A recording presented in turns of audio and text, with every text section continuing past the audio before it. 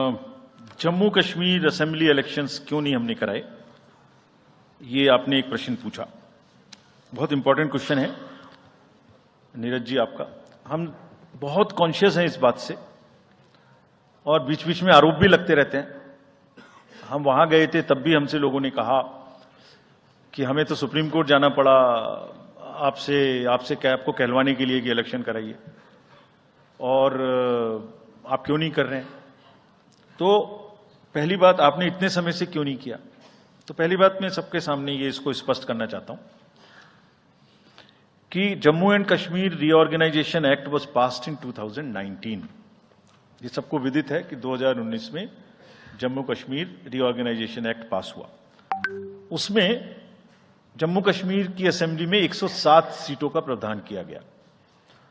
उस 107 में से 24 सीटें रिजर्व थीं पाक ऑक्यूपाइड जेएंडके की, बची 83 में से 7 रिजर्व थी एससी के लिए और एसटी के लिए कोई रिजर्वेशन नहीं था। राइट। 2022 में उसके बाद डिलिमिटेशन कमीशन आया और उसकी रिपोर्ट्स को एक्सेप्ट करके नोटिफाई किया गया। उसने इन सीटों की संख्या में परिवर्तन कर दिया। तो another act change this number of seats. क्या हो गया, 107 से बढ़ के 114 हो गई, 24 उसमें पाक ऑक्यूपाइड जेके की रही, 90 बची, तो 83 से बढ़ के 90 हो गई और 9 सीट एसटी के लिए रिजर्व कर दी गई। ये नया फीचर क्रिएट हो गया। और साथ ही साथ 2 सीट माइग्रेंट्स के लिए रिजर्व कर दी गई, जिसमें से 1 वुमेन की थी। और उसके बाद 1 सीट का नॉमिनेशन अलाउ किया गया, जो कि पीओके से डिस्प्लेस्ड लोग जो इंडिया में हैं उनके लिए वो रिजर्व की जाएगी। और ये सारे, जिसका मतलब Reorganization Act and Delimitation Act were not in sync, and therefore there was no occasion for the Commission to conduct the election till that happens. When did that happen? That happened in December 2023 by amendment in the J&K Reorganization Act. तो हमारा metre कब से चालू हुआ है? दिसंबर 2023 से metre चालू हुआ है चुनाव कराने का। असेंबली और पार्लियामेंट में चुनाव कराने के लिए हम जेएनके के सभी पॉलिटिकल पार्टीज ने हमसे कहा, ऑल, कि आप हमारा चुनाव पार्लियामेंट के साथ करेंगे। वी रेस्पेक्ट दैट, और हम समझते हैं कि हमारी ड्यूटी है हम उसे कराएं।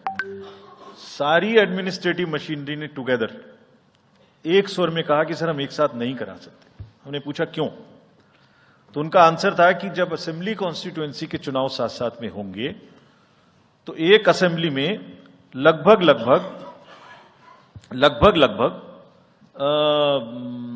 10 से 12 कैंडिडेट खड़े होंगे। सो 90 इंटू 12 करीब 1000 कैंडिडेट हो गए। और जेएंडके में सिक्योरिटी की वजह से हर कैंडिडेट को कम से कम 2 सेक्शन फोर्स प्रोवाइड करनी पड़ती है।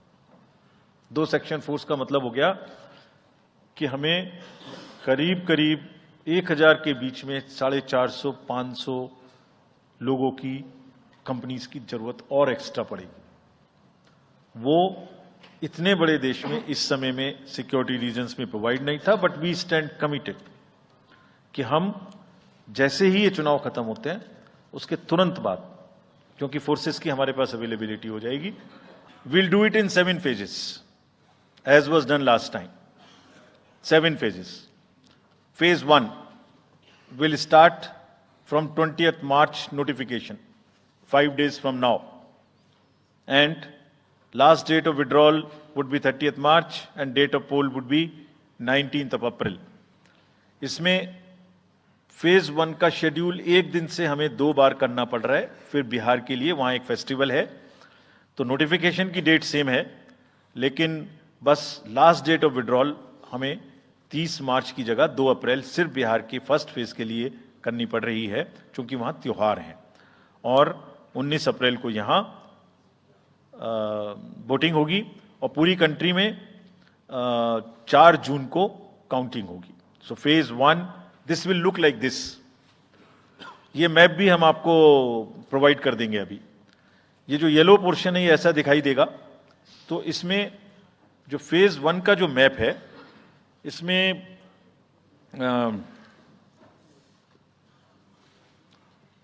नॉर्थ ईस्ट, नीचे तमिलनाडु, राजस्थान, सेंटर में छत्तीसगढ़, मध्य प्रदेश और उत्तराखंड, और ऊपर में जम्मू कश्मीर की 1 पार्लियामेंट्री कॉन्स्टिट्यूंसी। ये येलो फर्स्ट फेज का आपके सामने में मैप है। सेकंड फेज और फर्स्ट फेज में 21 स्टेट्स जाएंगी पोल में। Second phase notification will start on 28th of March and date of poll will be 26th of April. Similarly here in case of J&K, because of the some holiday, the date of one day would be different, date of security of nomination would be different, but date of gazette notification और date of poll would be common. Phase 1 में 21 राज्य polling में जाएंगे और phase 2 में उसमें से और राज्य जुड़ जाएंगे। So this is the map which would be phase 2, जिसमें हम नॉर्थ ईस्ट में काफ़ी जगह चुनाव को कंप्लीट करते हुए, तमिलनाडु में कंप्लीट करते हुए, सेकेंड फेज में राजस्थान को भी कंप्लीट करेंगे। Phase 3 would be from 12th of April and date of poll will be 7th of May. इसमें भी टोटल 12 स्टेट्स उस समय में जा रही होंगी और इस फेज में 3 नए राज्य में चुनाव शुरू होगा। इसका मैप कुछ इस तरह से दिखाई देगा। राजस्थान हम कवर कर चुके होंगे, तमिलनाडु कवर कर चुके होंगे, केरला कवर कर चुके होंगे, गुजरात इसमें कवर कर लेंगे, नॉर्थ ईस्ट पूरा कवर कर चुके होंगे और हम नए राज्यों को मिला के 3 इसमें नए राज्य भी जुड़ेंगे। फोर्थ फेज में 18 अप्रैल को गजट नोटिफिकेशन होगा और date of polling would be 13th of May. Date of counting in the entire country would be 4th of June for all by-elections, for the assembly elections, for the parliamentary elections. इसका map कुछ इस तरह का दिखाई देगा। इस समय तक हम इसमें Telangana, Andhra, Orissa would start, and by that time, other than that, entire South India would be complete, entire Western India would be complete, Northeast would be complete. और फिफ्थ फेज 26 अप्रैल से शुरू होगी और 20 मई तक चलेगी। 20 मई तक डेट ऑफ पोल होगी, बीच में नॉमिनेशन, स्क्रूटनी और विड्रॉल की डेट्स रहेंगी। Counting of course is 4th of June.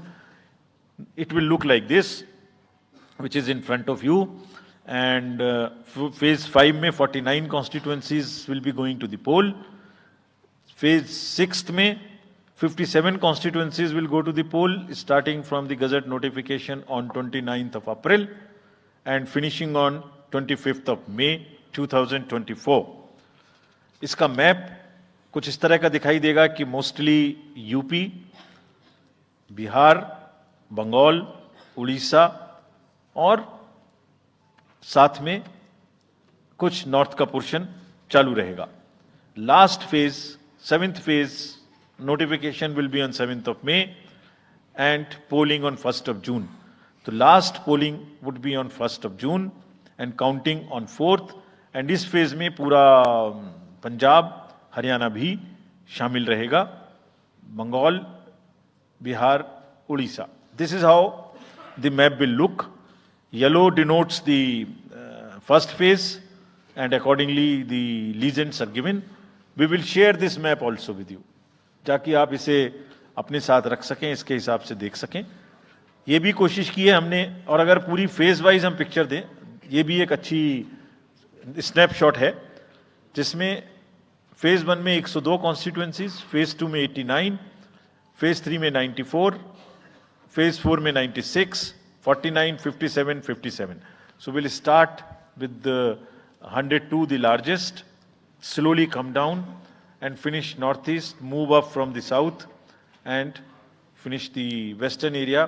तो इसमें वेदर और हर चीज का ध्यान रखते हुए काफी सोचने के बाद ये शेड्यूल बनाया गया है। विद दिस, जो सिंगल पोल डेट है वो 22 स्टेट में होगी, 2 राज्य 4 बार में जाएंगे, कर्नाटका, राजस्थान, त्रिपुरा, मणिपुर। 3 फेज में 2 जाएंगे, छत्तीसगढ़ एंड असम। 4 फेज में 3 जाएंगे, उड़ीसा, मध्य प्रदेश, झारखंड। 5 फेज में 2 जाएंगे, महाराष्ट्र एंड जम्मू कश्मीर। जम्मू कश्मीर की हर पार्लियामेंट्री कॉन्स्टिट्यूएंसी के लिए 1 फेज होगी। और 7 फेज में 3 जाएंगे, Uttar Pradesh, Bihar and West Bengal. With this friends, I end my address and thank you very much. Welcome to K-Mall, a premium project by Kaleen Group. K-Mall is in the heart of Kolkata's electronic, garment and lifestyle hub, Khidirpur. K-Mall, which is designed as a world-class mall, is the outcome of endless effort of our experts, combined with modern superb techniques and new age design. Book now